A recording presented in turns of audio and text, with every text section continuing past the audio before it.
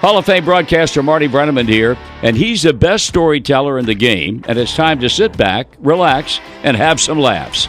Welcome to the Mayor's Office, and here's your host, Sean Casey.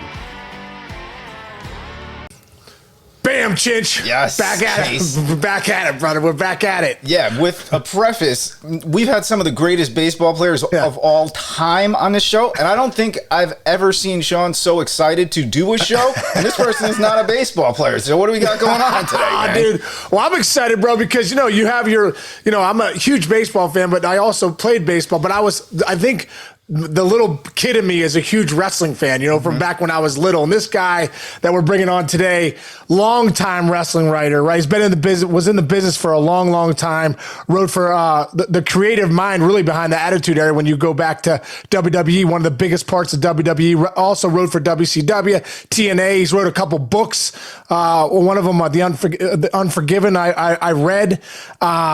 He also is big in the podcast world. Chinch, yeah, has his own podcast, The Brand, with Vince Russo. He's been doing it for 7 years. So let's bring in our man, which we're excited to talk to, Vince Russo. What's up, Vince? What is going on, Mayor and Rich? It is an honor to be here. I swear to God, Sean, you don't even know this, but when we met, when I was working at TNA, and bro, it's funny because a lot of the players would come in for spring training. I even remember I had to produce a vignette with Johnny Damon hitting somebody with a chair, right? Yes. So, bro, I'm producing the vignette. So here comes the chair shot, and I swear Damon swung it like he was a girl.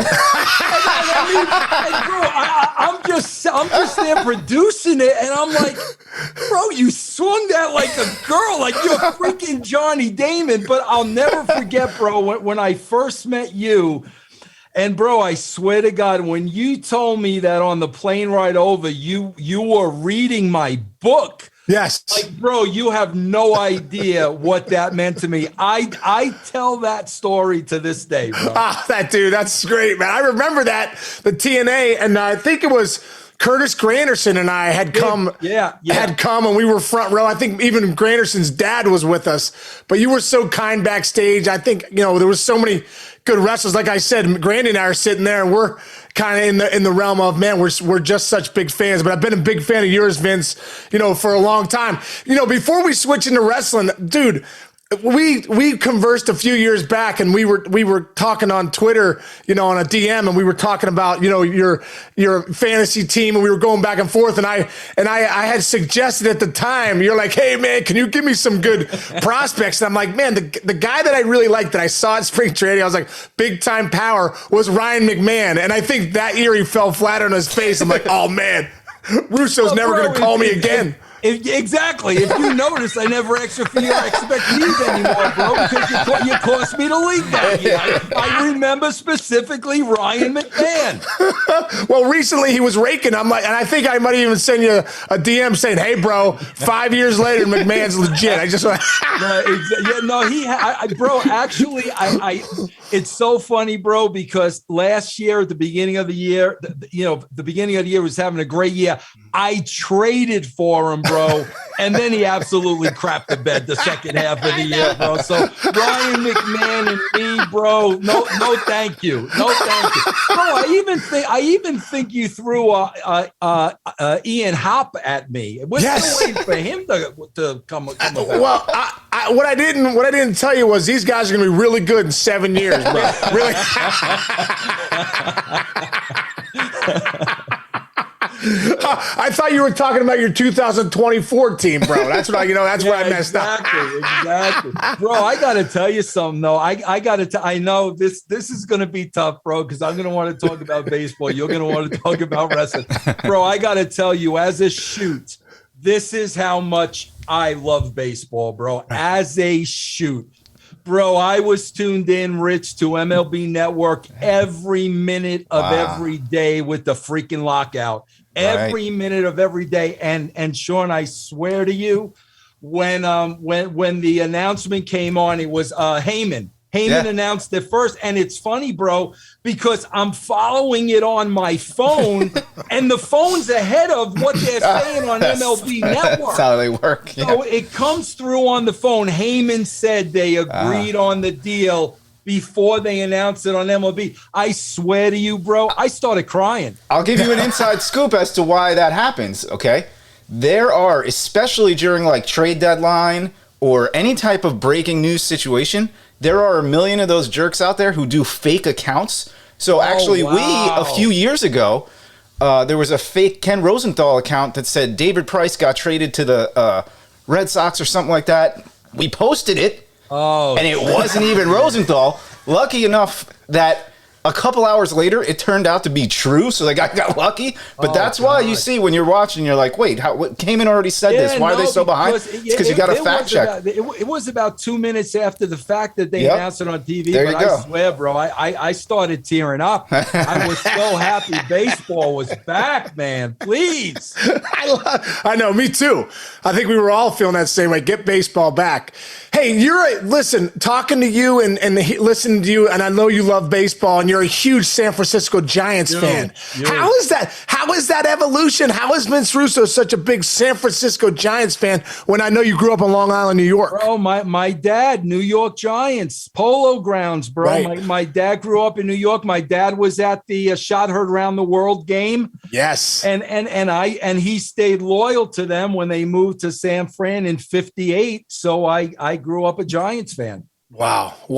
I know you. I had read too that we're a huge Willie Mays fan too. And I was reading too. Your dad in the mornings would come in and leave your box scores before you head to school. Bam, your pops has got. Hey, check out the box scores, even the ones in San Francisco. What's going on, Nice. Bro? It's amazing back then when I look at just the little information we had. I mean, bro, growing up in New York, I mean, there was WINS, Wins News 1010. Bro, every quarter to and quarter after, that was the only way you got a baseball score. I mean, that was it. And I look at then and I look at today, and it's unbelievable how far it's come, man. No, it's true. Hey, Vince, hit that video button again. You somehow went off on us. Sorry about that. There you are. You're There back. You're back. Yes, you're back. So, dude, let's stay with the Giants a little bit, because I want to ask you a little bit about, obviously, the year they had last year. And, 106 wins, I believe. The Dodgers are 105. And then they play the Dodgers. And then they end up playing in that first round, which was a little tough. What did you feel about that team last year? And do you think, looking at it this season, they've lost a lot? Posey's gone. What do you think about the Giants, coming into the 2022? Well, bro, first of all, I got to tell you, it was 107 wins. 107. Let's get that correct.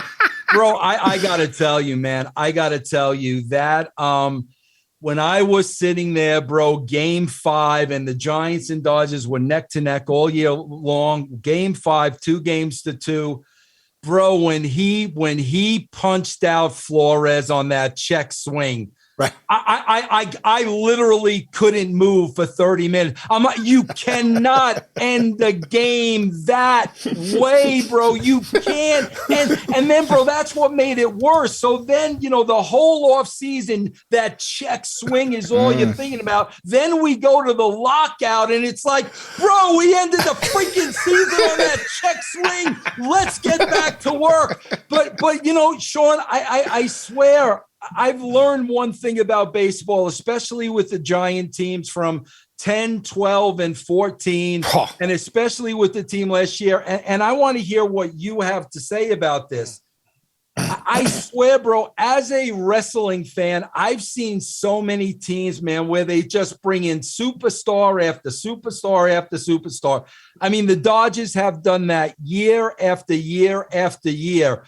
But following the Giants, bro, it's all about that chemistry, I believe. It's about that team chemistry and the way the players are getting together. And I think, especially last year, that's why the Giants were so successful. Well, I agree, and I can't stand when people are like, oh, yeah, just bring in the superstars and give me the numbers, give me the war without the chemistry. Go look at any good team in baseball history that's won. They've had a couple glue guys, they call them the glue guys, that are in there kind of like keeping things together, keeping things loose. I think a big thing with that team last year was the resurgence of a couple guys. Obviously, Posey having the year that he had, and he's kind of the leader on that team. I think that was huge. Brandon Crawford, it's funny, like talking to him as an analyst, he's a real quiet dude, but like he's a big figure in that clubhouse too. So for him having the year that he had, and I also think, man, you can't beat pitching. Gosman had a huge first half. Logan Webb's got some of the greatest stuff in the game. I think you can't beat that. So, but no, the chemistry and still having Belt around and the veteran guys that went through that 2010, 12, 14 seasons, there was something. What was crazy was, Vince, was that, we watched the first half of the Giants, and I think I was even on with Greg Amsinger one night. He was saying, hey, I think the Giants is a good time for them to sell. And I was like, sell? I was like, these guys are the best team in baseball right now. I was like, yeah, but they can't keep it up. And I think that's what everyone thought. There's no way the Giants can keep it up, especially with the well-oiled machine that Dodgers are. And then to win 107 games to go to the end of the wire, but then having to play the Dodgers first round, I think that was, kind of a punch in the gut. But man, I tell you what, it's a fun team to watch. And like I said, Posey, not having Posey this year, that's going to look like it's going to be a different feel for that team, I think. Well, yeah, listen, a lot's going to depend on Bart. I mean, a lot, they had to bring him up prematurely and he wasn't ready a couple of years ago, but he's had a couple of more years under his belt. He's going to be key, man. They need him to hit. Yeah. We're going to see what happens, but you're right. With Kapler there and the way they do things, the one thing I loved about the Giants, you'll love this. A couple years ago, right before COVID, I covered them, and I was talking to Yaz and a couple other guys, Posey and these guys and all this stuff, Crawford, and they were doing stuff a little different. Like, it was the first time I noticed. It was Kapler's first year. They had the pitching machine going. They had 2 pitching machines going for BP. Now, when you're taking batting practice, Vince, hey, I need 50 miles an hour. You need to paint the corners. If I wanted away for 5, you got to give it to me. If I wanted in for 5, you give it to me. That's the genius of these batting practice pitchers in the big leagues. They're unbelievable, right? Well, the Giants were doing it differently in 2020. They had 2 hack attack machines set up. One was throwing the nastiest sliders you've ever seen in your life. Looked like freaking Randy Johnson on the left side, just wham, wham, wham, wham. And then they had this unbelievable 100-mile-an-hour fastball over here. So the coach was going 1, 1, 1, 1. And I was like, man, is that? And I was like, that's nasty. I remember talking to Crawford saying, what are you guys doing? And they were saying, one of the mottos that I've seen with the Giants, and they're talking about how they do it a little different. They say, hey, we want to practice dirty and play clean. And I love that. I saw that with their motto last year. Hey, we practice dirty and play clean. We do things that other teams aren't doing with that nasty slider, 100-mile-an-hour heater. I don't know. I like the way Kapler's doing it. I like the way the front office doing it. A little different. They look at the analytics a little different. But I thought that as a hitter, watching that, I thought, man, that makes a lot of sense. Well, bro, I got to tell you something. There are a lot of similarities. I'll transition you to wrestling because if I don't, we'll never go there. We'll right. This is already the most baseball. This is the most baseball we've ever talked on this show. This is great. Sean, there were a lot of similarities between Kapler and me at the Attitude Era because, bro, let's face it. Kapler was a disaster at Philadelphia, and he's coming off of that. Now he's bringing a totally new system to a lot of veterans that were in that clubhouse. And, bro, they had to buy into Kapler's system. And it's not like Kapler was Earl Weaver before coming to the Giants. You know what I mean? So they really had to buy into that system. Bro, that's what I went through during the Attitude Era, because prior to me writing, bro, it was just wrestling. It was, match after match after match. It was wrestling. I came along in the Attitude Era and I'm like, guys, the world is passing you by.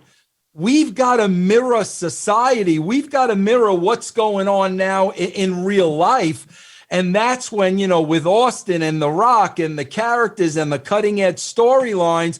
But I got to tell you, bro, at the beginning, that was a hard sell because they were so used to doing it a certain way. So that was the deal with the Giants, bro. Once they bought in and Kapler was right. Yeah. 107 wins later, bro, Yeah, well, I think Kapler learned a lot in Philadelphia, too, like what not to do. Maybe I learned a couple things that this game really is hard and remembered as a player. I want to go stay there with the Attitude Era stuff, Vince, because you had talked about when you were first writing for the WWE magazine, or WWF magazine at the time, that when you transitioned into the writer, Vince had called you in for a meeting with kind of the heavies. Can you talk about that first meeting with him? Yeah, bro, it was, well, that wasn't my first meeting with him. With the magazine, bro, I would meet with Vince, maybe once every 2 weeks or so, going over magazines. So he cared about the magazine too? He cared about who was on the cover. I mean, that was the big thing, bro. I had to bring him a mock-up of the cover, and that was a big thing. He cared about who was on the cover, but I was very outspoken, bro, because, I was a big wrestling fan, and bro, they were doing 80s wrestling in the mid 90s. And, I was very critical of the product, bro, and I was very, very outspoken. And I started getting my foot in the TV area. And a lot of people don't know at the time, but at about that time, 95, 96, this is when WCW really started kicking the snot out of WWE. When Scott Hall and Kevin Nash went over, and they really started doing NWO, which had attitude, and WWE was still doing 80s wrestling. Bro, people don't realize this, but Vince was really in the red at that time. The company, they were not publicly owned. They were publicly traded. They were in trouble. And he didn't know what to do, bro. He had the same inner circle around him, writing the same show. And at the time, I was writing the WWE. We had a brand new magazine, the Raw magazine. And bro, I was doing cutting edge stuff in that magazine, shoot interviews, taking people behind the curtain, stuff that had never been done before. So the television product really hit like rock bottom, a couple of really bad shows. And I got called up into Vince's office, and bro, I swear to you, I thought I was getting called up to be fired. Because I thought Vince was going to make an example out of somebody. They were rock bottom. Things weren't going well. I was the New Yorker with the big mouth. And I go up to his office, and, all his right hand man are there. And I'm like, okay, bro, he's going to set an example of me in front of everybody. I'm already thinking in my mind, what am I going to do next? What's my next step? But he had that Raw magazine in his hand, bro, and he threw it down on the table in front of everybody, and he said, this is what the show needs to be. Wow. And bro, I was completely shocked. I thought it was going the other way. And that's when I really started getting involved with the show. Well, isn't that a little genius for Vince McMahon too? Because he's all about business, right? Whatever's best for business. And obviously, I think their ratings at the time were in the ones, right? I mean, maybe low twos, high ones, and the Nitro Wars. What Nitro had won 83 weeks straight, around that time, and it was just pretty bad. Can you talk about that a little bit, Vince? Because Vince McMahon's one of those polarizing figures. If you're a wrestling fan, you're like, man, really the guy's a genius. I mean, how he did it in the 80s, kind of going into the territories. I mean, even watching some of the documentaries saying, a lot of threats on his life when you go back in those days and you're taking wrestlers from different territories. Can you talk about working with him, one-on-one, and what that was like? And what is it about Vince McMahon that he's still been so successful and so good at what he's done? Sean, I swear to you, I don't know how it is, like being a baseball player, but I do know you guys have your off season and your downtime. Sean, this guy, his entire life eats, breathes, craps wrestling. It's his whole life. 24/7. He puts wrestling before his family. And bro, I got to tell you, I used to show up very early at the office. I used to leave very late. Never was my car there before his or after his. What? Ever. But bro, when I tell you a 24/7, 365 commitment, bro, nothing else matters. Vince couldn't tell you what's the price of a loaf of bread. Vince couldn't tell you what shows are on television. Vince couldn't tell you. Vince never went to the movies. Wow. It was wrestling, a consumption and obsession, whatever you want to call it, bro. His whole life. Wow. What were those meetings like when you had to put together a show? All of a sudden, you become the head writer at WWE, in a time where, like you said, the product wasn't the best, for WWE. What was it like, when you started to write for Vince to like get him to buy into what you were doing? Did he agree on everything that you said? Bro, I have to tell you, like I said, I think he was in a position where he had nothing to lose. Right. What he was doing and what he knew was not working. He knew it was not working. And one of the first things I said to him, and as a wrestling fan, Sean, you will understand this. One of the first things I said was, Vince, we've got to take the Wrestling 101 handbook and throw it out the window, because they had become very predictable. You always knew what they were going to do. And I said, Vince, we've got to get in a groove now where you usually went right. Now we got to go left. We got to do the complete opposite of everything that you're doing. And Sean, that's really what led to must-see TV, because the audience was so used to the WWE doing things a certain way. And now all of a sudden that mole was exploded, and where you thought we were going to go right, we went left, and you couldn't miss a week of television. But I got to tell you, bro, my success was really Vince sticking with it, because I've been in situations, Sean, in the wrestling business, that if you do something for 2 weeks and the network isn't getting ratings, they're done with it. Vince knew this is not going to happen overnight.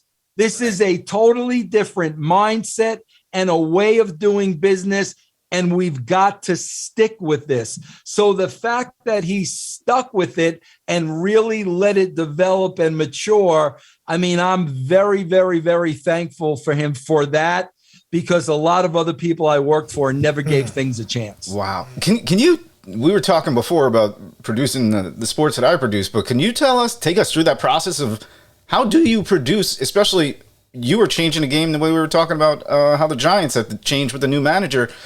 What's your day-to-day process? How do you, like, let's say the event is on Thursday night or however it works. Do you start that 3 weeks ahead? Are you day by day? Are you months ahead? Like you know, bro, it's 52 weeks out of the year. There's no down season. So you're writing a live show, then you're writing heat on top of that, then you're writing a pay-per-view. And we're literally writing. We know what the pay-per-view is going to be. So if it's WrestleMania in April, I know what the May pay-per-view is going to be. So we're really concentrating on those 4 weeks to get us to the pay-per-view. But yeah, bro, it was nonstop writing. We would go to the show on Monday. We'd fly back first thing Tuesday morning. First thing I'm doing is I'm looking at the show to make sure everything went according to plan. We immediately start writing on Tuesday.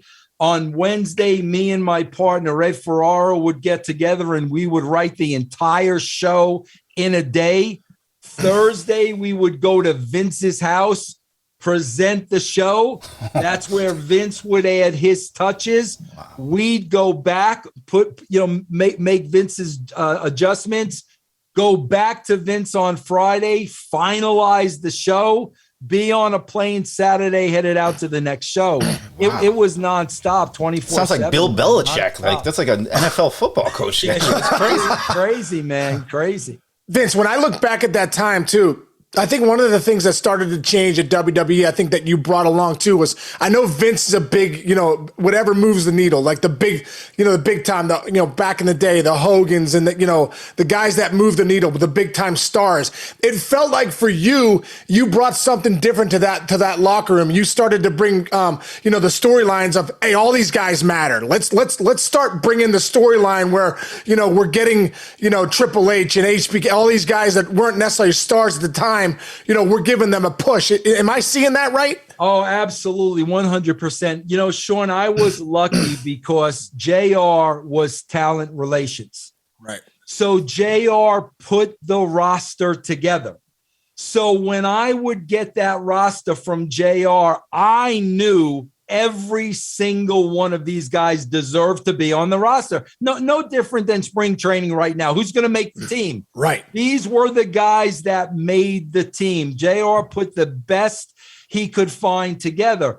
Bro, at that point, as the head writer, it's my job to get everybody on that roster over. The more people that were over, the more money the company was going to make.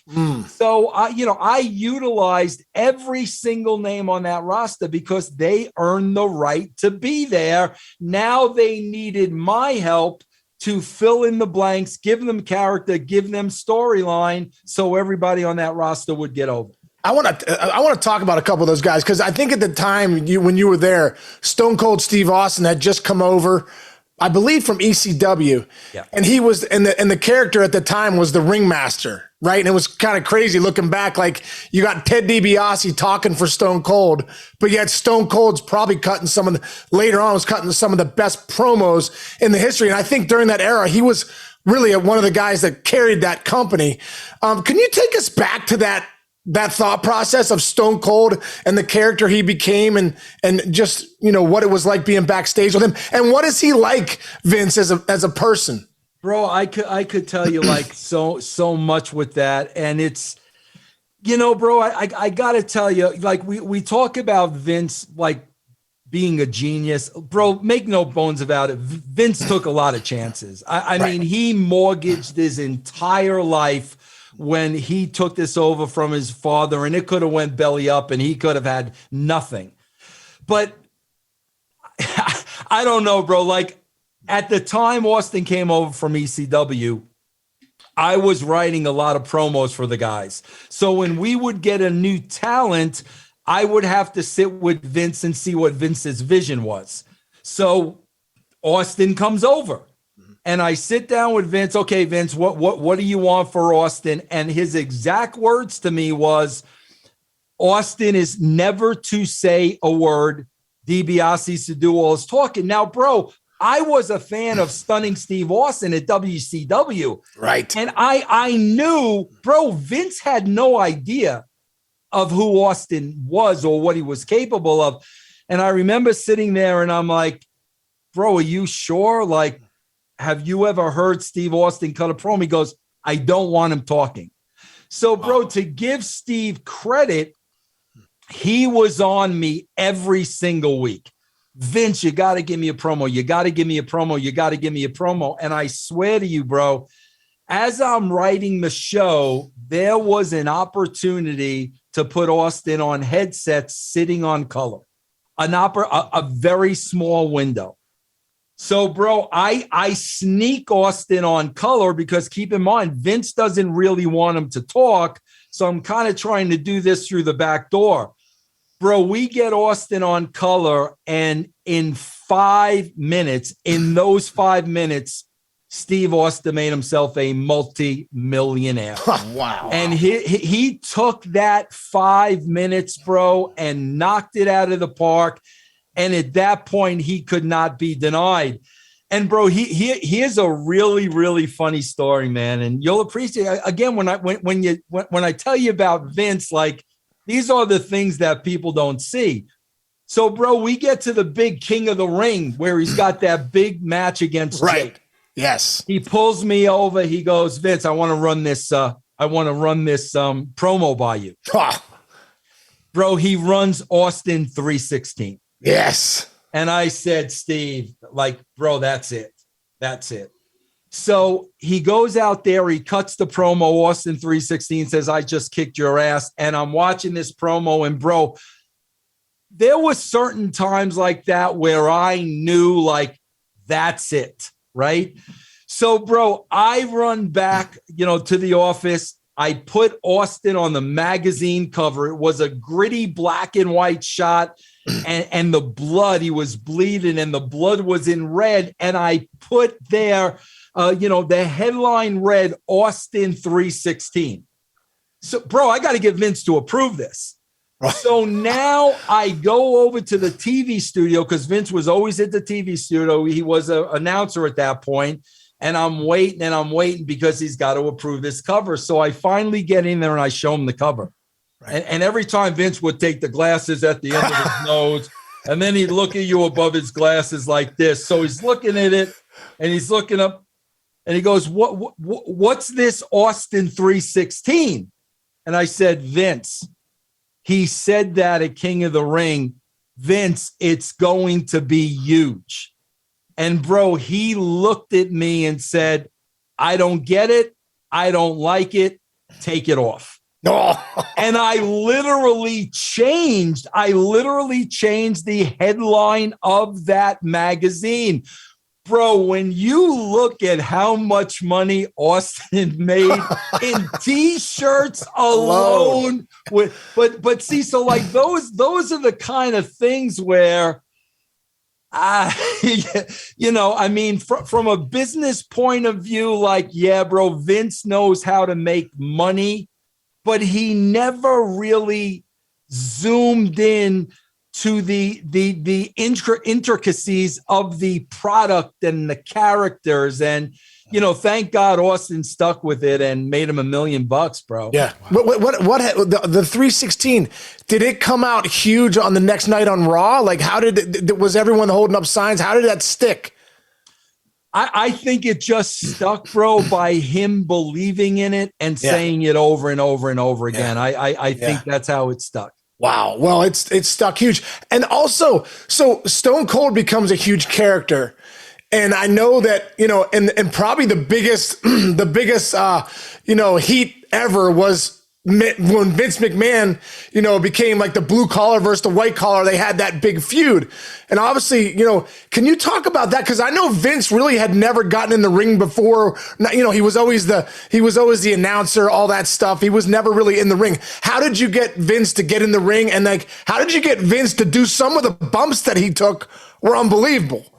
Well, bro, there's no doubt Vince himself, wanted to wrestle and become physically involved. Bro, there are stories, legit true stories of Vince being in a bar with the boys, drinking a little, right, and wanting to take their finishing moves. I mean, literally, bro, he took the Road Warriors finishing move in a bar. Oh my God, they got him up. Yes, absolutely. Yes. So Vince is a man's man, Right. But bro, I think it all goes back to, again, WCW was kicking our backside. And bro, Vince's pride is really kicking in now. He never knew defeat before, bro. He was the king. He was the master.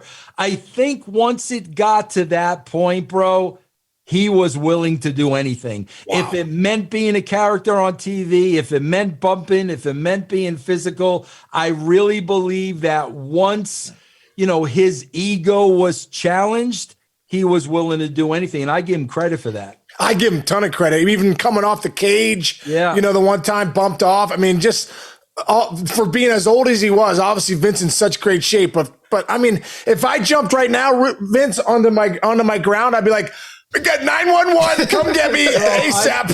I got a hysterical story about that. So Vince takes the bump off the cage, right? Right. So, bro, we used to have our special effects guy, whatever you want to call him. His name was Richie. Right. And he would set up the tables for the bumps and this, that, and the other thing, right? Right. So Vince takes this hellacious bump off the cage that you're talking about, right? Right. Well, bro, Vince really missed his spot and hurt himself bad. So I'll never forget this, bro. So that night, as soon as the show was over, he says to me, Vince, go find Richie. So I go grab Richie, and bro, Richie was like a hippie guy. It took him a couple of minutes to become aware of things, right? So, bro, I bring him to Vince. Vince is hot. You could see on Vince's face, and Vince is accusing him of putting the tables in the wrong spot and this and that. Oh, no. And, bro, Richie is just standing there saying, nope, Vince, the table was exactly where it was supposed to be. You missed it. And, bro, Vince's face is getting redder and redder. And I'm trying to give Richie the Iggy, like, bro, just say you effed up, man, because this guy's going to kill you. But I swear to God, Sean, the funny thing was, Vince being a man's man, bro, he ain't going to sell anything. Right. Vince could take a bullet to the chest and he ain't going to sell it, right? So, bro, we go to the, I go to his house to write TV that week, and I'm noticing he can't sit down. So I'm kind of half laughing because he's trying not to sell it. Finally, bro, he shows me a picture on his phone. Bro, Linda, his wife, had taken a picture of his ass. Bro, his complete ass was black and blue like I'd never seen before. Linda finally forced him to go to the hospital to get shit out. But, bro, I am talking the entire moon was full. But, bro, that's the thing. You talk about, like, bro, we would have been in a bags of Epsom salt. I mean, bro, he wouldn't sell it no matter what, man. Oh my gosh, I love it. Well, true to his reputation. Yes. There were so many guys in that era, Vince, that were unbelievable. And like, it's just so interesting to talk to you, to go kind of behind the curtain, because The Rock at the time was kind of Rocky Maivia, really never got over, but then all of a sudden he did. Can you just talk about the evolution? I mean, to be a part of some of these names I'm saying in wrestling history, you're right there as the head writer. Can you talk about The Rock getting over and how did that all come about? Yeah, I tell you what, Sean, I'll tell you a couple of things about that. This is, again, about seizing an opportunity. They didn't know what to do with Rocky Maivia, didn't work. Then they just threw him in the Nation of Domination in the background. Right. But what I'm seeing is, bro, he's starting to steal the show in the background without saying a word. In other words, Ron Simmons is in the forefront cutting the promo, and the facials Rock is making in the back, like he's saying, get this old man out of here, bro. Put me in the front. And I'll never forget this, Sean. And if you're a fan like I am, one of my biggest influences was Don the Rock Morocco. Yes, Don Morocco. Yes. If you remember with Mr. Fuji Vice, Fuji, all that great stuff. Bro, I got to tell you, I kept thinking about Don the Rock Morocco because I kept thinking if he could just refer to himself as the Rock. But, bro, I never wanted to pitch him because of Morocco. I felt that was, disrespectful. Yeah. But finally, I was just overwhelmed by it. One night right before Raw, I just went up to him and I said, bro, this has been on my mind a long time. I said, go out there tonight, cut the promo in the third person. And he goes, what do you mean by that? And I said, when you talk like The Rock said this, The Rock said that. Bro, it was like Austin 3:16. When he went out and did it, I knew that's it. You changed the world. You changed the world. He's one of the biggest stars in the history of the world right now. I just knew it was going to go to a different level. But let me tell you something about Rock, bro. I always knew he was going to far exceed the wrestling world. And I'll tell you why, bro. Dealing with him one-on-one, he was so much smarter than everybody else. Wow. He was always 3 steps ahead of everybody else. And I could tell because, bro, I used to deal with all the boys. Right. And like, bro, it's an example of like, I got to write creative for everybody. Bro, you'll have some guys that may not like what you wrote for them. You always hear the Hogan expression of that don't work for me, brother. Right. Well, bro, you got some of those guys, and a lot of times it's because as the writer, it's not about tonight. It's about where we're going. They can't see the forest from the trees. So a lot of times they don't like what's going on tonight because they don't know where it's going, and they'll have a little bit of an attitude with you. A guy like Rock would say, hey, Vince, I love what you wrote here. I love the script. I see exactly where you're going. But what if we did this? You see, he just knew how to deal with you in the right way where you just wanted to bend over and do anything for the guy. Right. Wow. So everything he's gotten, bro, he deserves. When you talk about promos, I think one of the knocks that people talk about now is in WWE, a lot of them are scripted, right? They're writing the show. Back then, were they not scripted? Like, did Stone Cold just go off? Did The Rock just go off? Or was there a little bit of script involved in those promos? As I'm writing the show, when I'm writing for Austin, when I'm writing for Rock, when I'm writing for Mick or The Undertaker, I'm putting myself literally in the shoes of every character because every character would react differently to the same circumstance. So what would Austin do if this happened? What would Rock do? So I would have to write out their promos just for the flow of the show to know where it was going. So then I would take that promo, give it to them, and basically say, guys, here's what I wrote. This is what you have to get across, but of course, get it across in your words. So they had the freedom. Okay, this is what Vince wants me to get out of this promo. This is the business that we have to do. I'm going to go out there and do it as Sean or Taker or Paul Bearer. And that's how we did it. We worked together. Sean, never in my life would I ever have handed anybody a piece of paper saying, this is what you have to say word for word. That's very relatable.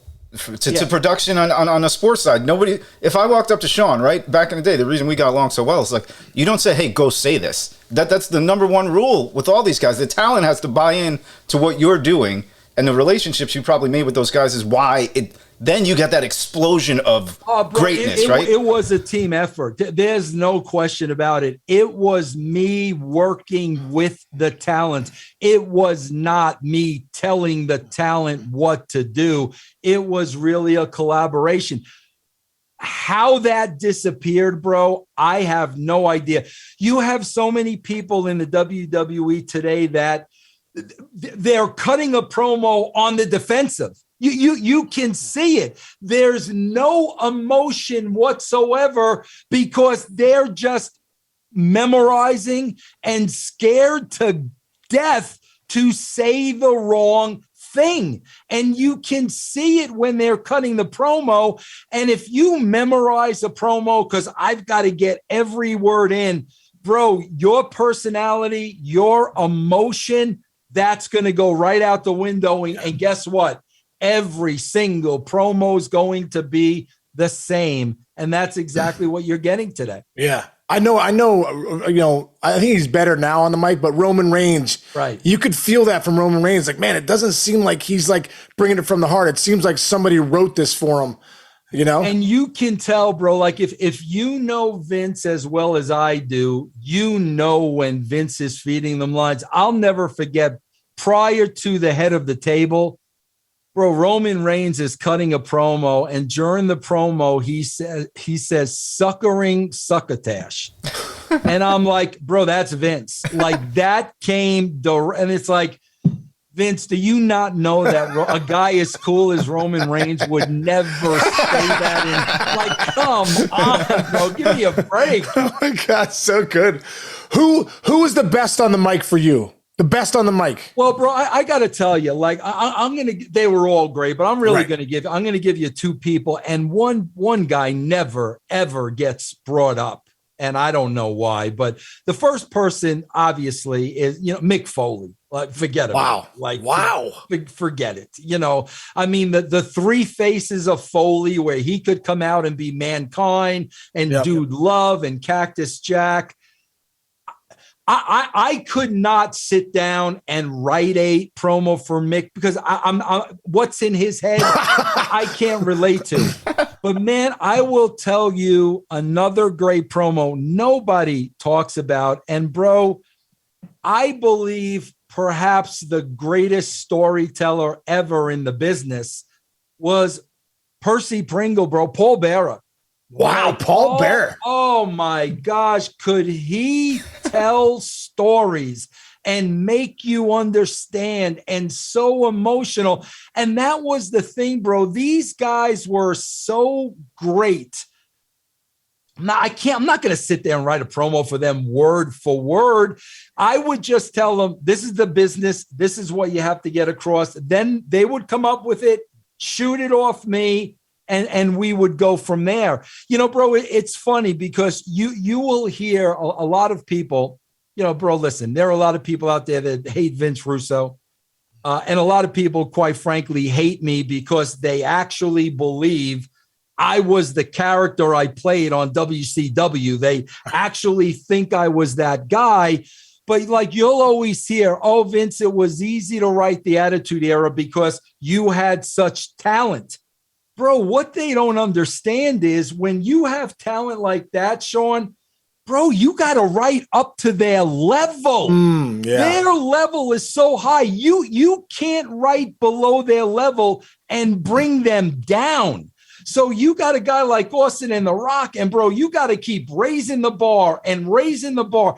And these guys were the best in the world at what they did. Bro, that was very, very difficult to do because I was never going to hand Steve a script where he was going to turn to me and say, Vince, what are you kidding me? It had to be like every week had to be better and better and better. And that was really the challenge. Well, one of the best ones I think you ever did, or one of the best, promos that was out there was the Rock and Sock Connection when it was, when I think it was called This Is Your Life. And remember Mankind was like, let's bring them out. And they're bringing out all these people. But that maybe it went a little long. Can you talk about that? And the rating, and you blew up the ratings, but tell us that story, Vince. This is another Vince, and you will love this story. So, we came up with the idea, of the This Is Your Life, The Rock. So, of course, bro, when I get together with Mick and Rock, it's like, okay, this is the segment. We got Urkel the Clown. We've got your old girlfriend. I'm giving them all the elements of this. This is what we have. So we got to decide, okay, what order do we want to do it for the music cues? But obviously, these guys are going to play off of each other. Okay. Right. So I'm backstage while this is going on, and bro, this is going long. And now I'm getting this from Vince. And I could tell Vince is pissed, right? So, bro, the segment finally ends. Mick and Rock come back. Mick is sky high.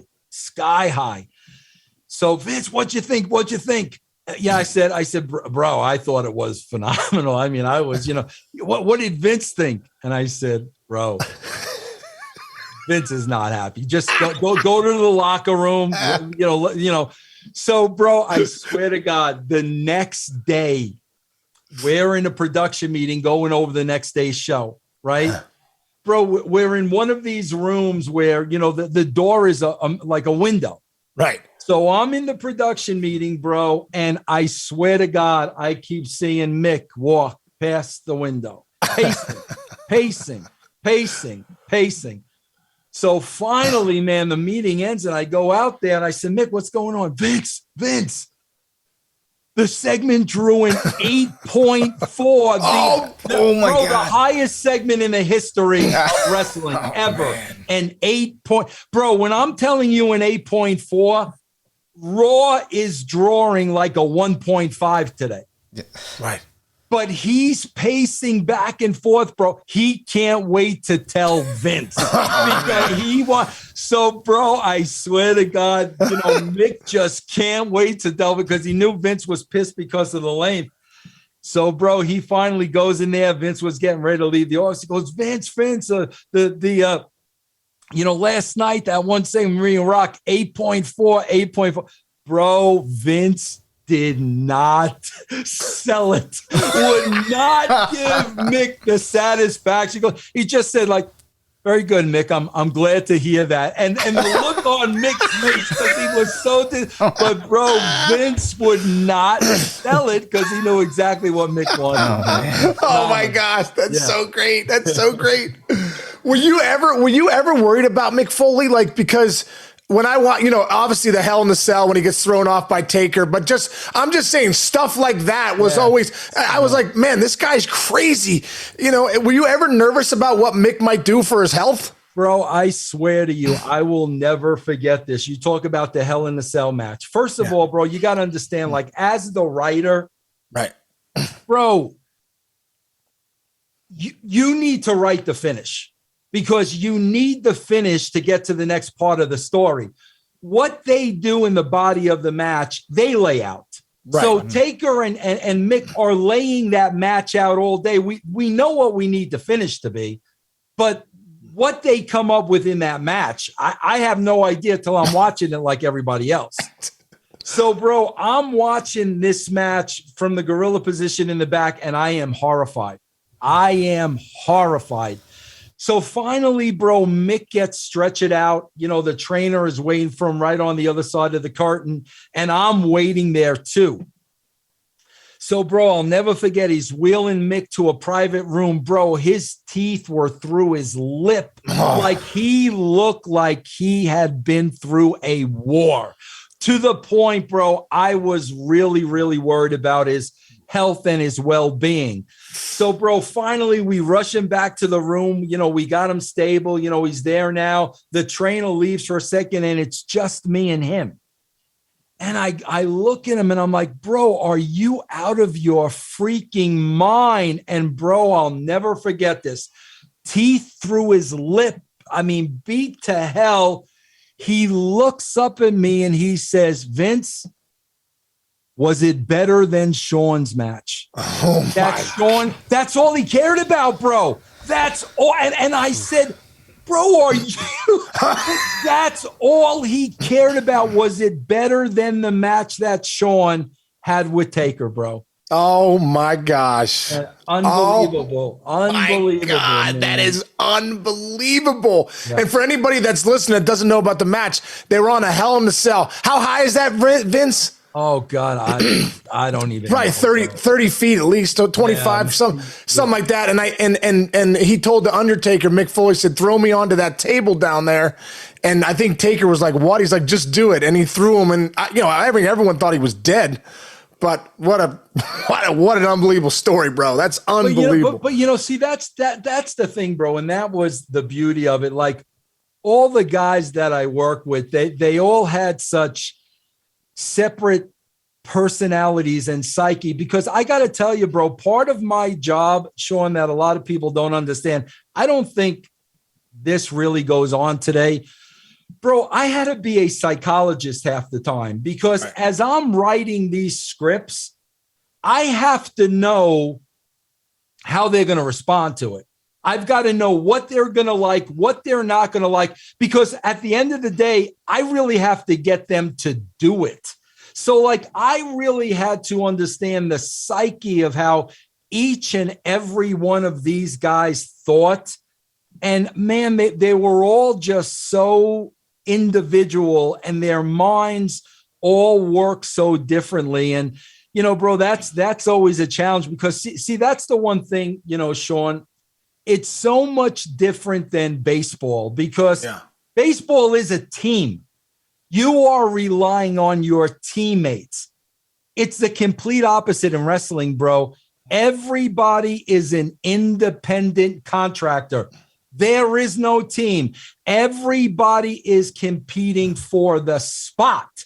Mm-hmm. So what happens, Sean, is you get a level of paranoia that you literally have to witness to believe. So when you have that level of paranoia and you're writing what they're doing tonight, bro, they're looking through that through a magnifying glass because in their mind, for some reason or another, you're trying to bury them. Right. So there is such a psychological aspect to the business that is so fascinating that nobody ever gets to see, man. Wow. Yeah. Like you're trying to screw them over. And that's, And I'm sure they're counting the seconds that they're on, oh, this guy's got 2 more minutes to me and this, whatever. And they're probably writing it down and handing it to you, right? I remember like Steve Austin was very paranoid. However, I do say this, bro, he had every reason to be. Because he had such a long career where he was, let's face it, a mid-carder at best. All of a sudden, Stone Cold Steve Austin is the hottest commodity, perhaps in the history of business. So in Austin's mind, he's thinking this could end just as fast as it came. Right. So he's looking at everything through a magnifying glass. And I'll never forget, I came up with driving the beer truck in the arena. And I'm like, Steve, here's what we're going to do. And Sean, I swear to you, he looked at me and he goes, I don't understand. Why can't I just drive my truck in? And I had to say, Steve, you're driving a beer truck into the arena. Like the bottom line is, bro, they can poke holes in anything. Like if you try long enough, bro, you can poke a hole in anything. But I finally had to say, Steve, it's a freaking beer truck and anybody can drive a, but it was stuff like that was really, really challenging, man. But once you earn the trust, it was easy. Well, talk about the psychological angle. I was thinking about this way when the Monday Night Wars were happening and Monday Nitro was doing so well and they were killing the ratings, right? And I always remember this vision of when DX, because DX is, you think of the Attitude Era, you think of DX. When Triple H, HBK, Billy Gunn, Road Dogg, all those guys. I don't know who exactly drove the missile launcher or the tank to the WCW arena. I mean, but talk about a mental edge. Like, was there something about that? Like, how did you get that? How did you approve that? How did you think of that? And were you a little nervous to do that too? Because now it's like, okay, now it almost feels like real life. Well, you know what, bro? I'll be honest with you, Sean. Here's my philosophy. Like, this has always been in my philosophy, bro. When you're in first place, nobody else exists. Right. Like you don't mention anybody, nobody else exists. When you're in second place, you throw the kitchen sink because you want them to mention you want to be on their minds. So we started doing the WCW invasion because, bro, my idea was, even if they were killing us in the ratings, the viewer at home was going to see what we were doing and they were going to say, I can't believe they're doing this. Right. I can't believe they're driving a rocket launcher up to the WCW. I can't believe they're doing this. So we really did that, bro, to get the attention, of the audience. And bro, like that's another story, man. Where'd you get that tank? Well, bro, that's a great question. That was the beauty of writing for the WWE, bro, because I could write a script and no matter what I put in there, they would come up with it. I swear to you, bro, for shits and giggles, I'm writing this scene and I literally write DX drives a rocket launcher up to the WCW, thinking like, what are you crazy? Like literally as a joke. Bro, we show up to the building and there's a rocket launcher sitting there. And I'm like, you got to be. But that was the beauty of writing for the WWE because of the people they had and the resources and the money. You could write anything, man. Yeah. Wow, man. So what's amazing is, you get the rocket launchers, you got DX, you got all these characters, Mankind, Stone Cold, The Rock, all this stuff. And I think the biggest thing for you, Vince, and I know you still follow it nowadays, when I'm listening to your podcast and stuff, you're still looking at the ratings. You're still kind of a big guy, like the analytics guy. It's almost like the war for baseball. You know what I mean? Wins above replacement. You're looking at the analytics. How are you moving the needle? And you move the needle in such a way that Raw takes over. It goes to another level. But all of a sudden, Vince Russo is not a WWE. Like, it was unbelievable. How did that happen? What happened? And, Sean, I'll be honest with you, man. It's, listen, man, I'm an Italian guy. I'm from New York. Family values are very, very, very, very important to me.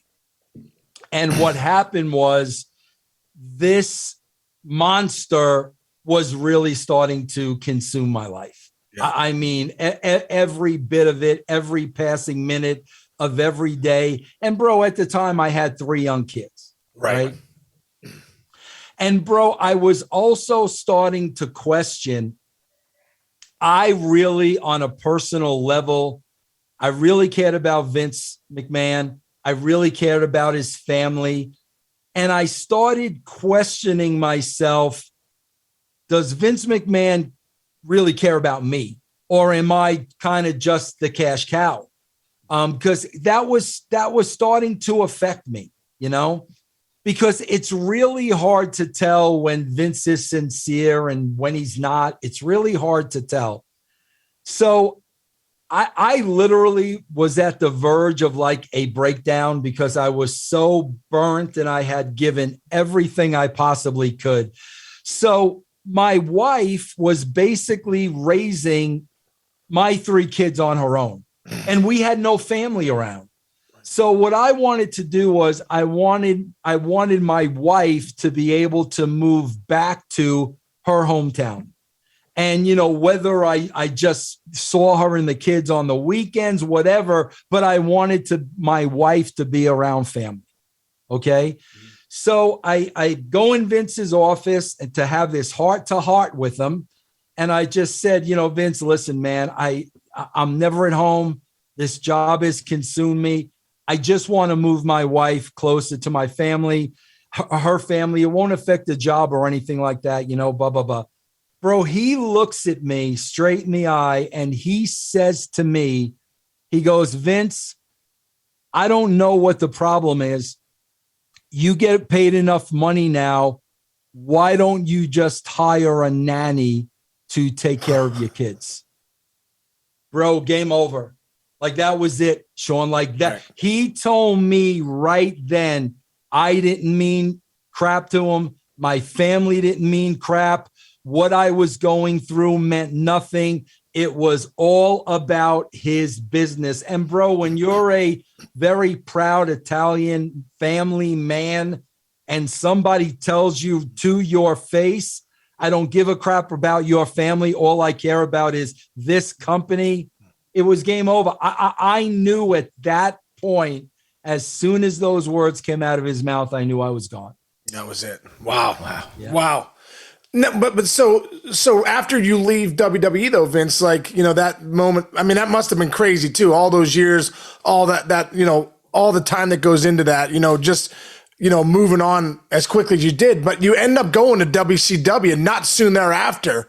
I even remember too, I think you came out and I was like, well, that's Vince Russo. Like, I remember like looking at that, can you talk about that? Like, you had put so much blood, sweat, and tears into WWE to get it where it was, to get the ratings to a place where they're like, wow, these are some of the greatest ratings we've ever seen, Raw and all that stuff. And then all of a sudden, you were rolling a missile launcher up to WCW's arena. all of a sudden you're hired by WCW. That'd be like going from the Giants to the Dodgers. That'd be like being Barry Bonds becoming, or Dusty Baker becoming the Dodgers in mid-season. Right. Can you talk about that a little bit? Like, what was that like going to WCW, and what were your feelings at the time with that whole thing? Well, I'll be honest with you, Sean. It was kind of twofold.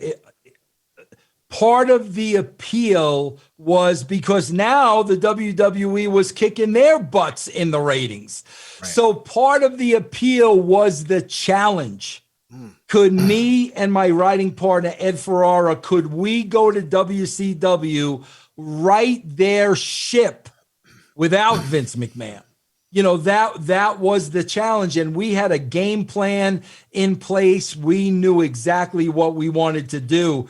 But I got to tell you, Sean, the second I set foot into a WCW locker room, bro, the political warfare, I knew I didn't stand a chance. I knew it was just a matter of time. There was so much politics going on in that company because there was a lot of money involved with a lot of, high-paying players. Bro, the top guys stayed in one dressing room. The middle guys stayed in another. Nobody trusted me.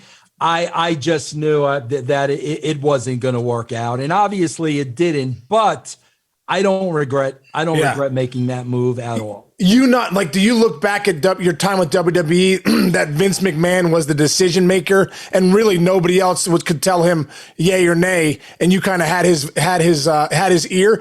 It doesn't sound like you had that at WCW. It sounded like you walked in, hey, who gives a crap who Vince Russo is and what he has to do? We got bam, bam, bam, bam, bam. We have all these big time players. Did you look back at your time at WWE and go, man, I appreciate that a little more now? Yeah, bro. Listen, I'm sure there's politics in baseball. No, wrestling is forget about it. I mean, the level of politics. Bro, the reason I was so successful was because nobody effed with me because of Vince. Right. If you effed with me, you F with Vince. So there were no politics. And I could concentrate on just doing my job and writing the best show I could. Bro, when I went to WCW, nobody had my back. I mean, I was, on the firing line. And yeah, man, I did appreciate Vince having my back because that was the key to me being successful. I didn't have to deal with the politics. Yeah. Can you take us back, like, when you went there? NWO was already a big storyline when you had come, right? Yeah. So you had Hogan, you had Nash, and you had Hall. I guess one of the questions that people always wonder is, like, what was it like working with Hogan? Obviously, he brought, man, you got to give Hulk Hogan a lot of credit for the credibility he brought wrestling back probably in the 80s and stuff. And obviously, he turned heel with the NWO. I always heard it was tough to work with him. Was it tough working with Hogan in the back? Well, bro, they part of the problem as the writer was they gave Hulk creative control. So now nothing against Hulk Hogan, since he got creative control in his contract, he's always going to be looking out for him first. And bro, that's not how wrestling works. Right. These guys need to work with each other to get each other over. So when you're dealing with a main cog like Hogan, who, is just looking at getting himself over, bro, sometimes that's very, very, very difficult to write around.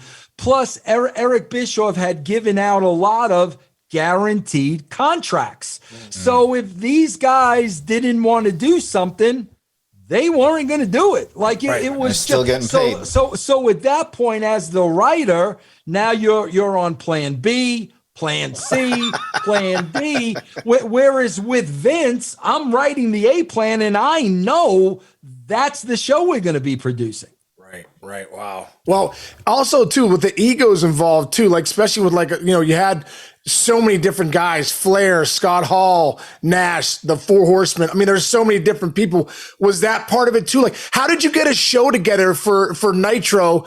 Was your head spinning in the back? Like, did you feel like the anxiety was so high trying to write with all these guys involved? I could write with those guys, bro. That wasn't the challenge, but there was no trust. Yeah. And I knew I was going to be second guessed when at the end of the day, I was trying to do what I thought was the best thing for the company. Like, bro, here's a perfect example, Sean, and maybe as a wrestling fan, you'll understand this.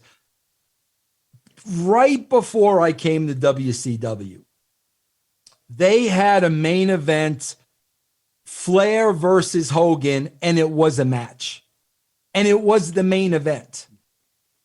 Bro, the age of these guys at that point, they were beyond wrestling in the main event. And what was happening was, as I'm watching this match and I'm remembering who they used to be, now it's a shell. And now they're kind of exposing themselves. So one of the things I wanted to do was I wanted to take the Hogans and the Flairs and not just have them be a main event wrestler on the roster, but put them in a very special role that they would be at that age in their lives. But, the paranoia, those guys think I'm writing them out of the show. I'm trying to get rid of them. I want the young guys to take over, which was never the case. But once you don't have the trust of people you're trying to write for, you got nothing, man. You just have nothing. Wow. What about your time? So when you leave WCW, I mean, obviously, oh no, I want to go back to one more thing, dude. So a couple years ago, bro, no, not a couple years ago. Geez, my last year in the big leagues, 2008. God, seems like yesterday. John Cena and I had linked up for whatever reason. And I was like, hey, can you come out and hang out? So we were playing the Rays one time and Cena came and hung out. And, we were just hanging out, having a couple drinks. But at the end of the night, for some reason, bro, I'm like, hey, you think I could chop you one time? I just want to, I just want to hit you like a Ric Flair chop and just yell, woo, in the bar, and Cena's like, yeah, he's like, that sounds good. He's like, chop me as hard as you can right here and like deliver it really good. I'm like, oh, that sounds great. He goes, oh, no, hang on a second. Before we get started, here's the deal. You get to chop me, I get to chop you back. I'm like, that sounds fine. No big deal, right? I know, what I'm saying here. So I back up, Vince. I come up. Bam! I'm pretty strong at the time, 230. I hit Cena as hard as I can. Meanwhile, my hand, I thought I broke my hand. I was like, did I just hit a brick wall? Like, I had no idea these guys were this thick. You know what I mean? So I'm like, okay. He's like, okay, nice sound effects. Now I get to hit you. I'm like, oh yeah, no problem. I bow up Vince and bam! Cena hits me right in the heart. I swear to God, I'd rather take a Randy Johnson 101 in the ribs. I'd be like, Randy, throw it as hard as you can in the ribs. Then get hit as hard as Cena hit me. I went down for the count, Vince. I'm on the ground like, oh. And then I hear Tim Wakefield go, hey, I want to do that. I'm like, no, you don't. So, dude, Cena, next thing you know, Wakefield hits Cena. Cena hits Wakefield. He's next to me. Next thing you know, Cena's chopping everybody in the bar. Just boom. But my question is, dude, I know you took a shot from Goldberg the one time as a spear, and you went, dude, it didn't look too good. You went flying out of the ring. So I know how big and strong these guys are from getting hit by Cena. It was like a different level. Like when you look back at some of the bumps that you took, like, are you still scarred from that shot from Goldberg? Bro, I got I suffered, multiple concussions and kept doing it until I really started suffering with post-concussion syndrome. Bro, I swear to God, to this day, that has affected me because I'm not as quick and sharp as I used to be. And I know it was because of the head trauma. But bro, it's funny that you say that, man, because if you go back and you look at any of the things I did with Flair, Yeah. And when he has me in the corner and he's chopping me, bro, the look on my face is like, are you effing kidding me? Like, just look at my face and you know I'm dying, bro, dying. So those guys are delivering when in the ring. They're delivering. They're hitting each other for real on the chops. Oh yeah. Does it ever get real, Vince? Does it ever like turn in? I know the chops are real and the chair shots. You know, you said Johnny Damon looked like, you know, he never played baseball in his life with the chair shot he was delivering. Right. But like the chair shots, are those real? Are those chairs real when you're hitting them guys on the head and they're denting? Yeah, but there's a right way and a right spot to hit somebody. There is. You know, there is. Believe it or not, there is. Yeah, I took a guitar shot from Jeff Jarrett once. Yeah. Like I had to make sure I got hit like right in the right spot.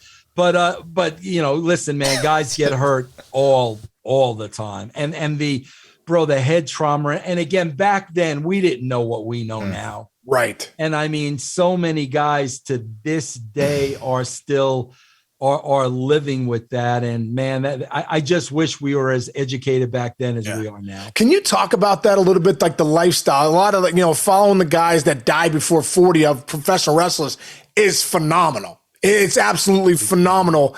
The guys that, you know, that pass away before 40.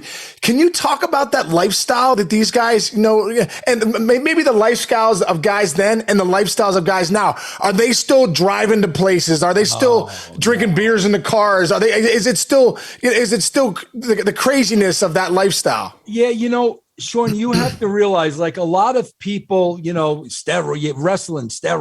No, right. Bro, it ain't the steroids. It's the prescription drugs. Right. And why they get addicted to that, bro, is it gets back to the paranoia, Sean. These guys are hurt. They're physically hurt, but they got hurt on Monday. And, bro, they got shows Tuesday, Wednesday, Thursday, and Friday. Bro, they don't make those shows. Somebody else is going to steal my spot. Wow. So they're going to put somebody else. So, bro, no matter what, no matter how hurt they are, they're going to compete. And like you said, with a lot of the guys, it was money. You didn't work. You weren't going to get paid. So, bro, what happens? Painkillers. That's the big one, bro. And they get addicted to painkillers so they could keep going and going and going. And then somas, bro, so they could rely. Like it's just a cocktail of disaster. Today, bro, you've got the complete opposite. You got a lot of younger guys in the business, didn't really pay the dues that a lot of these older guys paid. You don't have the house show schedule like you did anymore. These guys today seem to be much more pampered. You know, bro, they're playing video games in the locker room. But here's the key thing, Sean, like, which blows my mind, man. And it's funny because now we're coming off of this ridiculous, like, free agent market in baseball, which is ridiculous. Bro, back during my time with guys like Kevin and Scott and, Hogan, bro, it was all about the money. Money. They're businessmen. It was all about the money. You want me to do what? Okay, no problem. And I want this to do that. It was all about the money. Bro, it's not about that at all today. It's about I guess you would call it the love of the business. And you have a lot of wrestlers going out there today, and they're having these crazy spot fests where there are so many more injuries. They are shortening their careers, but they're doing it. I hate to say it, Sean, but I say it a lot. The marks have made it to the ring. Wow. Where it's not about the money anymore and understanding, man, I got to keep my mind and body intact because I only got a shelf life here. Right. Bro, they are taking these ridiculous bumps to get a pop from a crowd, but what they're really doing is shortening their careers and their ability to make money.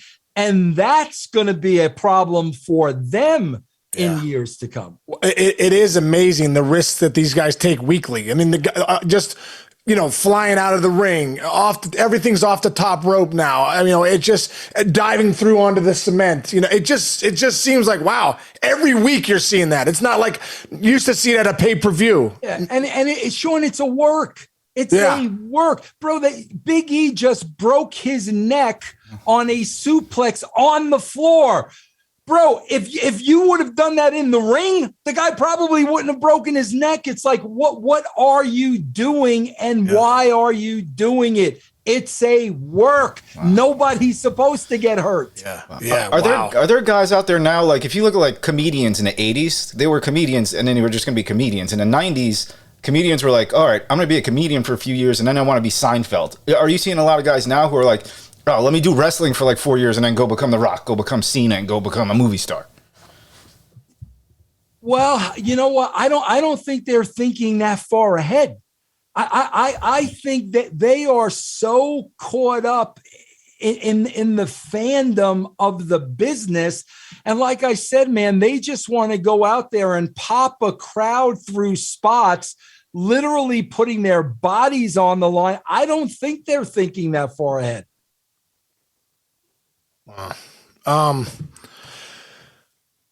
I tell you what, I think one of the things that you talked about too, Vince, was at your time at TNA when you stay with the wrestlers and them obviously doing their moves and what they get paid. I know you were saying that you necessarily didn't know what some of these guys were getting paid, but you had somehow seen the books with some of these guys getting like $50 or $25 or something ridiculous. Dude, TNA hasn't been around that long. This isn't like 1970.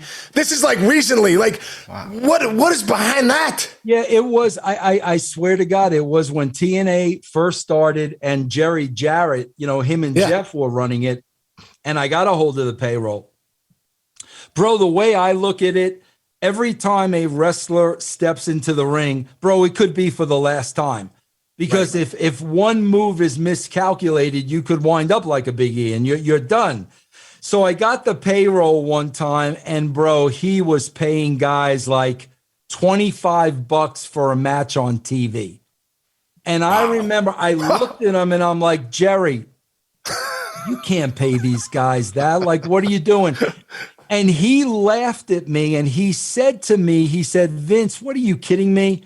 These guys would pay us to be on our TV. Oh my God. But you know what, Sean? He was right. Yeah. He was right. And that's what you're seeing today. It's not about how much money are you paying me. It's about I'll get in the ring and wrestle and take whatever you give me. Wow. Because I don't know, we love it so much. I mean, whatever the case, but these guys are going to learn in later years, man, this is a business and you didn't maximize it financially the way you should have. And now what?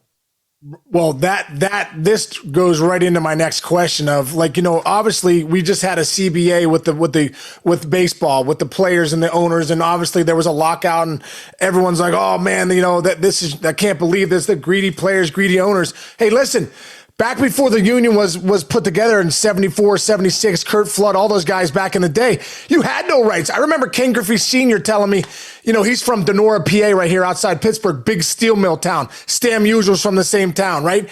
He said, Case, I made more money in the off season working in the steel mills of Donora, PA than I did during the season playing for the Reds. And that's how it was back then because the owners kind of ran this up. So when the union was formed, finally these guys had rights. Finally they could make a minimum salary. Finally they could get guarantees, all that stuff. As we live in America, the freedoms to have that, right?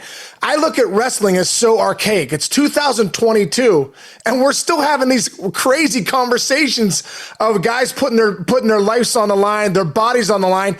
And listen, there is no guarantee. There is no union to back them. There is no, parameters, no boundaries. What do you think about that, bro? As far as, there not being a union in wrestling. That's on them. That's on them, Sean. You think so? That's on them. And I'll tell you why. because as I said, from day one in professional wrestling, it was the independent contractor. And what you're doing when they're independent contractors is you are pitting guys against each other. Everybody is competing for the spot. So there is no team unity. There is no players union. And then what happens, bro? In order for there to be a union, everybody's got to be on board. And what's going through their mind? Oh my God. If Vince McMahon knew that I was talking about a union, or I took absolutely. I'm out. It's the paranoia. That's on them. Sean, you know what I say all the time? Here's what I say. It's this simple to me. Yeah. WrestleMania is coming up. WrestleMania is coming up a couple of weeks away. Bro, if I'm the boys and there are some things we don't like, guess what? I am getting everybody together 2:00 the day of WrestleMania. And I am calling Vince in. And I am saying, hey, Vince, listen, man, unless we get A, B, C, and D, bro, they ain't going to be a WrestleMania tonight. Right. What is Vince McMahon going to do? But, bro, the reason why that never happens or will ever happen is they can't get on the same page. Wow. But if they ever pull that off, they'd have a union in the next 6 months. Right. I think so too. What are you going to do? You have those big time players. If they got together, they would do it. Bro, I was just watching the documentary the other day on the MLB Network about the A's, and I forget what play. Oh, the guy that made the error during the World Series. What was the dude's name that cost the A's the World Series? I can't remember. You're right. But anyway, he made the error. Finley took him off the team. Right. Bro, the A's got together and went to Finley and said, guess what, bro? If he isn't reinstated, we ain't playing today. Right. And Finley had to, bro, they have that power in numbers, but they are so afraid of Vince and the system that they would never take advantage of that. Wow. I agree. One day I think at some point they got to figure out how to unionize. I really do. But we'll see. We'll see what happens. I'm interested on your take for AEW. What do you think of the product? I mean, obviously Tony Khan's got some money to back him. Like, does it feel? It feels a lot like WCW. Back in the day with the blood and the little coming with some of the things. What do you think of AEW? Well, Sean, it's what we spoke about earlier. To me, I'm a numbers guy.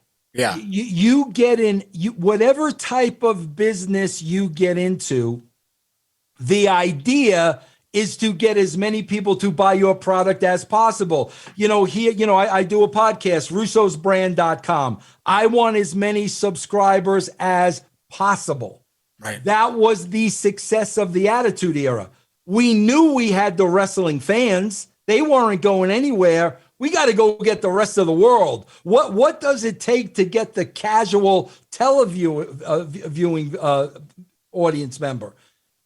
AEW, bro, they're catering to an audience they already have. It's wall-to-wall wrestling, 15-minute matches, very little character and storyline. If you're a wrestling fan, you love this. But it is a very niche audience. They're not playing to the rest of the world. And bro, here's my measuring stick, Sean. They've been doing their show now for about 2.5 years. Bro, the very first show they did, very first one, they drew 1.4 million people. Right. They've never reached that again. Wow. In 2.5 years, their first show was their highest number. And listen, man, I don't know what it is to be a billionaire. And I'm sure money isn't important to Tony Khan. But again, to have a successful business, bro, you got to grow that audience. They haven't done anything in the last 2.5 years to grow that audience, in my opinion. Well, do you think they have enough guys to cut the right promos? Because, I mean, when you talked about the Attitude Era, you had guys that could work the mic, right? You were having promos to start the show back then, big ones, Does AEW have the guys to run the show the way you're saying? Oh, I think they have the guys, bro, but those guys need good producers as well. Yeah. I don't know if the good producers are there. And Sean, it's funny, man. I don't know if it's the same in baseball. But I started seeing a change, bro, in TNA. I'd go back 15 years. When I was working with the guys that we've been talking about, bro, there was such a level of respect. I respected what they did. They respected what I did. The respect was always there.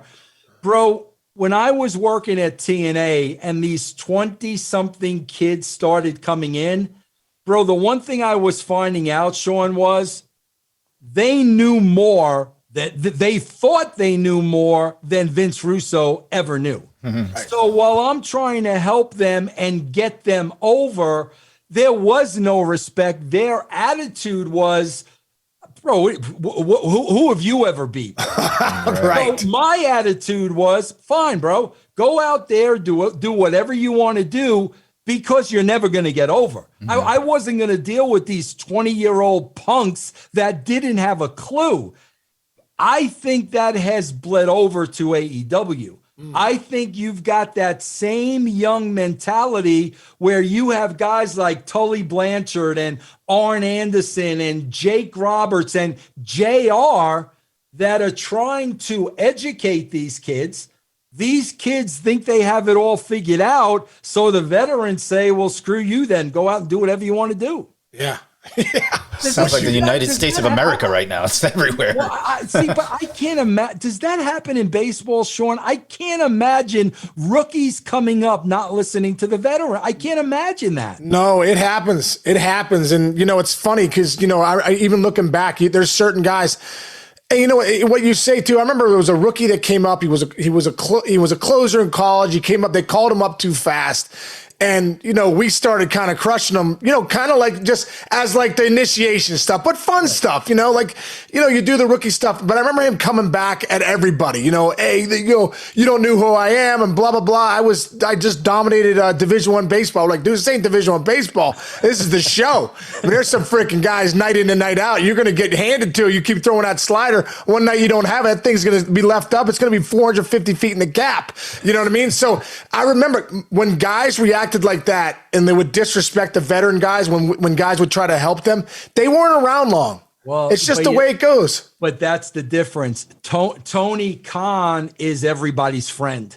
And you, bro, in wrestling, they're not friends. First of all, bro, they're befriending you because they want something from you. They want to push or they want to be on the show. You've got to know that they're not your friends. Yeah. But Tony Khan has taken the approach of, that they're all my buddies. We hang out together. Right. We drink. Nah, bro. No.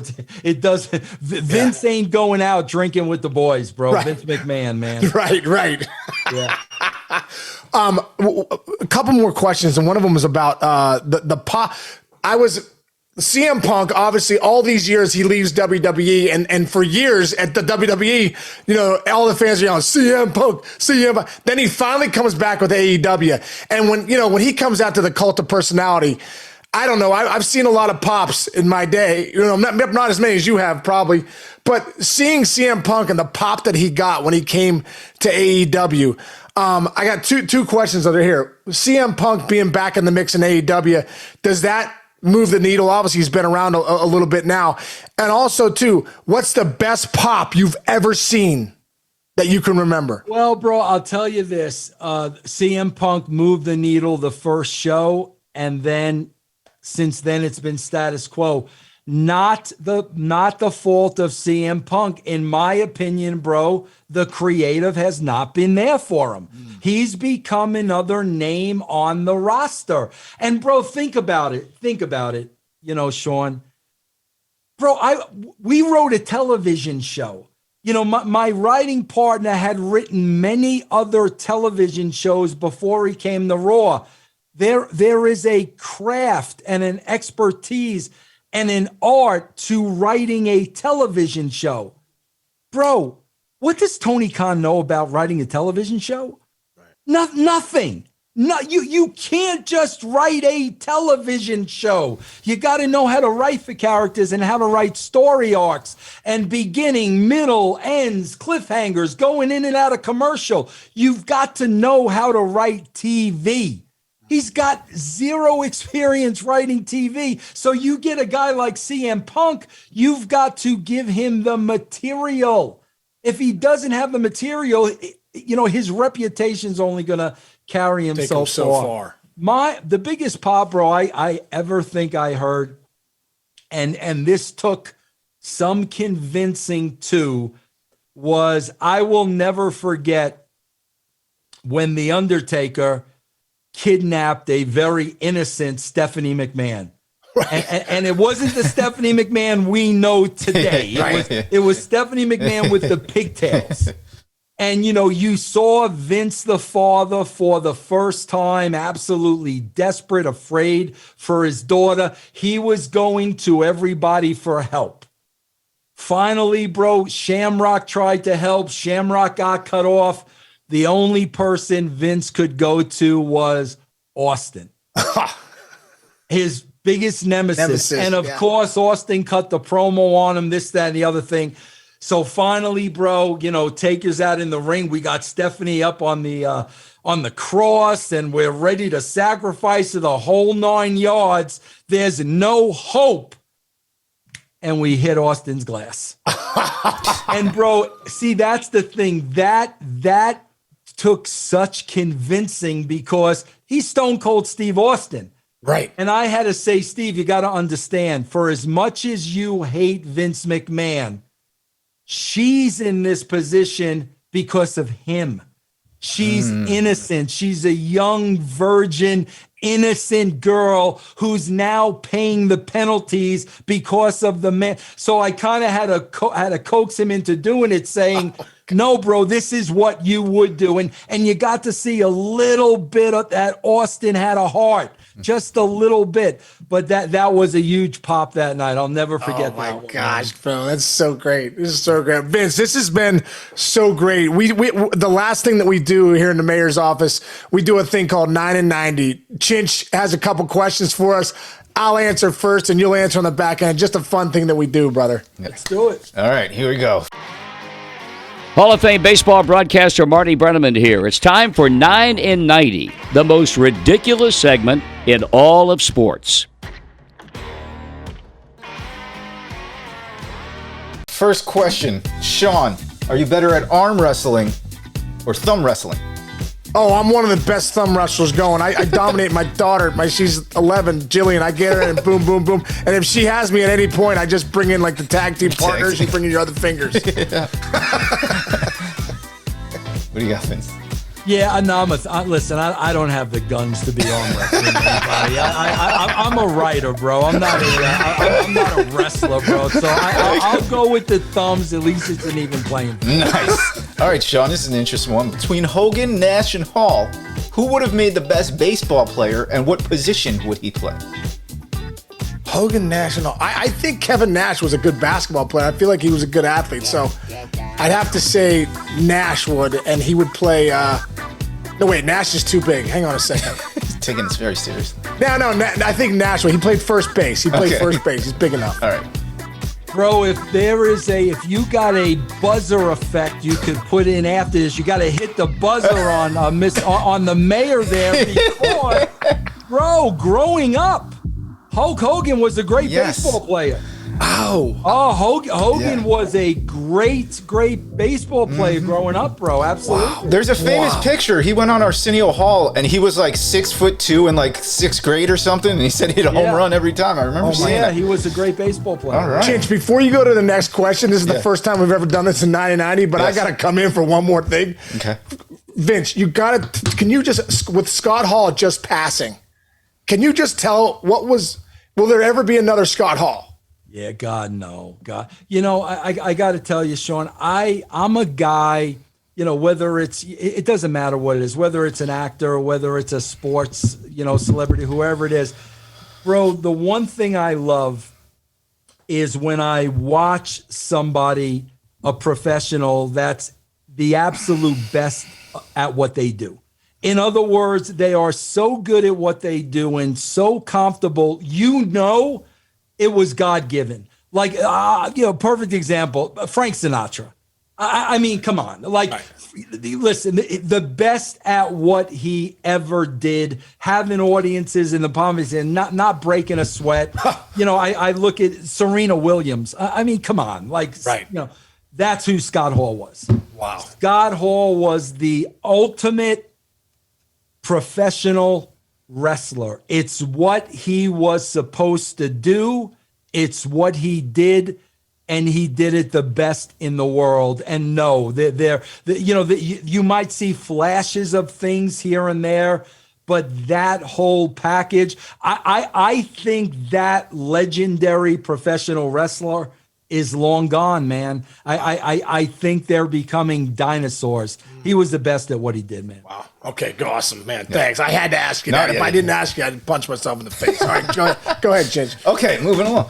Okay, Vince, you once had a show called Lions, Tigers, Bears, and Dirt. Is that correct?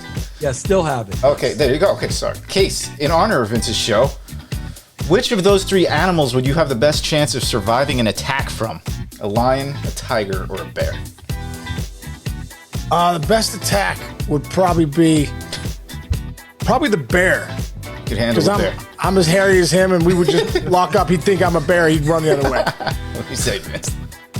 I would have to say the lion, because you could pull the lion's hair. That's good. Yes. So maybe you could start yanking on that mane and make some headway. I have to say the lion. That's a wrestling writer's thoughts right there. There you go. Yeah. All right, easy one here, Sean. Pineapple on pizza, yes or no? No. Okay. No. It's definitely not a go-to, but maybe a once in a while. Okay. I think I'm with you on that one. Yeah. Okay. What are you more sick of, Sean? Vampire movies or zombie movies? Oh, bro, I hate them both. But I think the zombie ones are terrible. I hate them both. Seriously, I can't even say I like one of them. I'm going both. All right.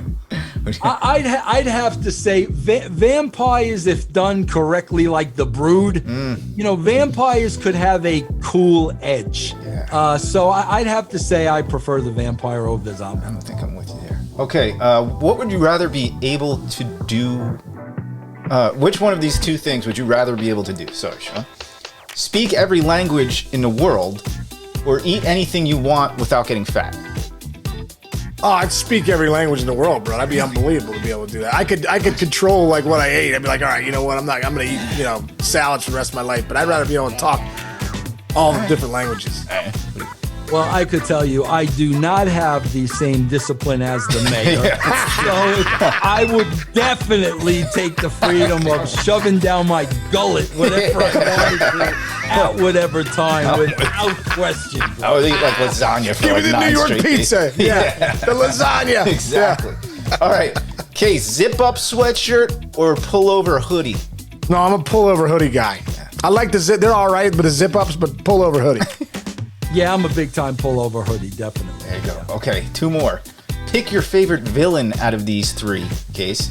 Michael Myers, Gus Fring from Breaking Bad, or the red-headed bully with yellow eyes from A Christmas Story? I like Michael Myers. Michael Myers I like what he was about. Yeah, me too. Silent but deadly. Yeah. I'm going to go with the silent but deadly. Yes. Nice. Okay, last one. I'm interested in this one for both of you. Which of these baseball players would have made the best wrestler? Mark McGwire, 6'7" Dave Winfield, or Babe Ruth? Dave Winfield, no question, dude.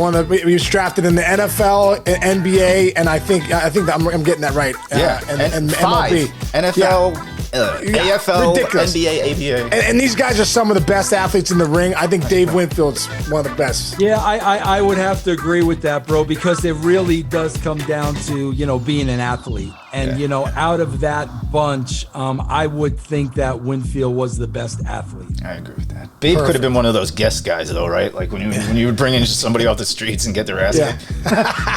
Nice. All right, that's it. That was 9 and 90. Man. Hey, Vince, dude, so honored to have you on, brother. That was listen, bro, for 14-year-old, 15, 16-year-old Sean Casey, that was one of the greatest, my favorite shows ever. Just listening to you going behind the veil of wrestling and all the things you were talking about. Really appreciate it, man. And I promise you, brother, I'm going to get you some good prospects soon. I don't care if you want them or not. I'm going to start getting them to you. Well, doesn't matter. Man, the draft was 2 weeks from yesterday, bro. You got some time. You gotta give me some. You owe me, bro. I owe you. You cost me the league last year, bro. I'm going to make up for it, brother. I'm going to find some good ones that come hell or high water. I promise you. And I'm going to turn the table on you, bro. I got to bring you over to my show on russosbrand.com, and we got to talk baseball, bro. Baseball. Dude, I'll talk baseball as long as you want to talk. You just let me know, brother, and I'm there. Because I'm going to tell you now, the biggest heel in Major League Baseball with me, bro. Huge heat with me. Huge heat. Who's got huge heat? Max Scherzer, bro. Come on. Scherzer. Come on, Scherzer I'm doing this for the younger players. What? Cause you can't work a worker, Max. Max, you can't work Don't give me you're doing this for the younger players, making $800 million, and you're doing this. You know what I said with Max? Bro, if you care so much about the younger players, give them some of your money. You're making enough to field 7 teams. Bro, big Max Scherzer heat. Big Max. I love it. He'd be a great wrestler though, with the 2 eyes and just a little bit of craziness in there. He would be. Yeah, I think he would be able to cut a great promo. Bro. He would be great, man. Well, Vince, man, thank you so much. Let me know when you want me to come on your show. I'm there tomorrow, brother. Appreciate you coming on. So thankful, and talk to you soon, brother. All right, take care, Sean. Thank you. Thanks, man. Oh, that was so awesome. Thank you so much. Vince, thanks a lot, man. Bro, thank you for having me, man. I love talking to you, bro. What a treat, and really great meeting you, too. Yeah, same here. Same here. What a treat, bro. Thank you so much, man. That was a lot of fun. We hope we didn't keep it too long. I probably could have kept you another 3 hours, so I let you off the hook, bro. And bro, I'm going to keep you got 2 weeks to give me one name. One name, bro. I'm going to get it to you. I'm going to get it to you, brother. All right, man. Take care. All right, Vince. Take care, man. Thank you, brother. All right, bud. Bye. Boy, Chinch, that was like that satisfied the little kid in me. You know what I mean? Yeah. You were so giddy about this, but it's so understandable. Man, what a fascinating guy. And for me as a producer, hearing the way, I never understood how you had to do that, how you produce wrestling. And man, it's an intense experience, but you could see he could produce anything in the world and probably still be one of the greatest ever to do it. He seems like one of the greatest producers that have ever lived in any sport, let alone this one. Well, I think the creative mind that he had, especially in that industry, it's, there's so many different personalities. That's one thing I got from it. So many different personalities, and, you're having to juggle so many balls and so many, promos and storylines and all that stuff. So, I mean, yeah. And your boss was Vince McMahon. Yeah. Your boss was Vince McMahon, one of the most intimidating human beings that has ever lived on the face of the earth, right? Yeah, no, exactly. Well, and Vince McMahon's known in the industry as just being a genius because he's been around so long, he's done it so well. And, the fact that he had Vince McMahon's trust for a few years at WWE was pretty impressive. But it was awesome, dude, man. Chich, really great, man. That was a lot of fun, and looking forward to Friday. Yeah. Be a good fun bag Friday, whatever. We don't even know what we're going to do, but it'll be a good one. Yeah, absolutely. And, for everyone out there, man, we just continue to appreciate you guys listening to us. Keep downloading, subscribe if you can, and all that stuff. But stay grateful, Chinchy. I love you, buddy. I'll see you Friday. See you, bro.